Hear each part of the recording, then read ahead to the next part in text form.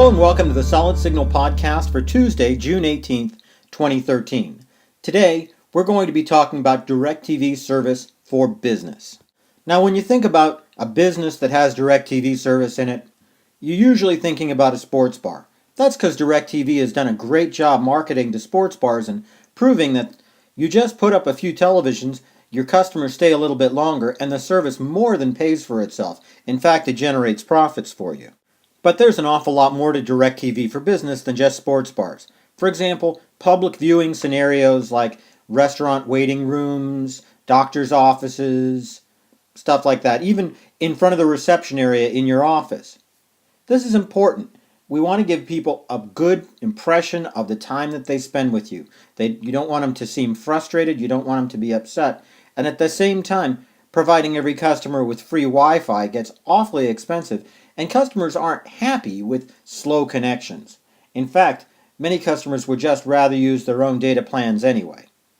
On the other hand, DirecTV service gives your customers who are waiting a chance to really catch up on the news of the day, choose a channel to maybe pacify kids while they're waiting, and while you're thinking about it, make sure that the remote is handy.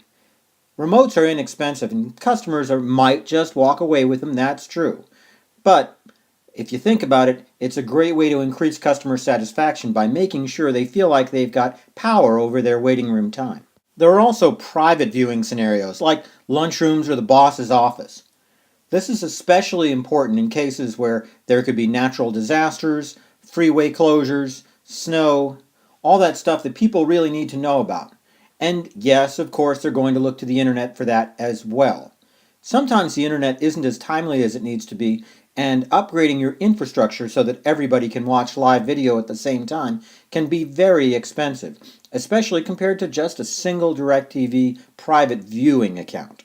See, the thing is, everybody assumes that DirecTV service is expensive, and it really isn't. Now, if you're a sports bar owner with a fire code occupancy of 500, I feel your pain, because you're charged for every single person who could potentially occupy that space. But if you're talking about a public viewing area like a waiting room with 10 people, or a private viewing area where the public doesn't need to be involved and therefore you're not paying those big copyright fees, it can be pretty inexpensive. In fact, DirecTV for Business is often about the same price as residential DirecTV and has a lot of the same incentives. So why not give it a shot? Said it before, DirecTV for Business is a great motivator for your employees. Put a TV out in the warehouse, and all of a sudden you won't have trouble getting people to show up on Sundays, even during NFL season. And come on, if you've hired the right people, then they're going to spend the time working and not watching football anyway. As the economy gets better, you're going to need to switch back into that employee retention mode. Remember how things were 6-7 years ago, where you were really piling on the benefits because you knew that people had somewhere else they could go. You might have let that slide for a couple of years in order to try to save money. But you're going to have to bring it back. The economy is starting to heat up.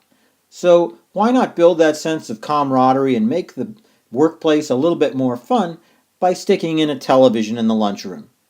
Hardly costs anything, and the benefits of the employees is great. Keeps them from going off-site, makes them available to you if there's an emergency, and it improves their morale. Come on, these are facts, it doesn't cost that much, and you want to do it, because, let's face facts, you want DirecTV in your office too, don't you? If you want to get all the details on this, call my friends over at Signal Connect. Their phone number is 866-726-4182. I'll tell you, they know what they're talking about. In the meantime, back at the Solid Signal blog, I'd love to hear your ideas for future podcasts. Just click on that orange Suggest a Topic button at the upper right-hand corner of the screen at blog.solidsignal.com.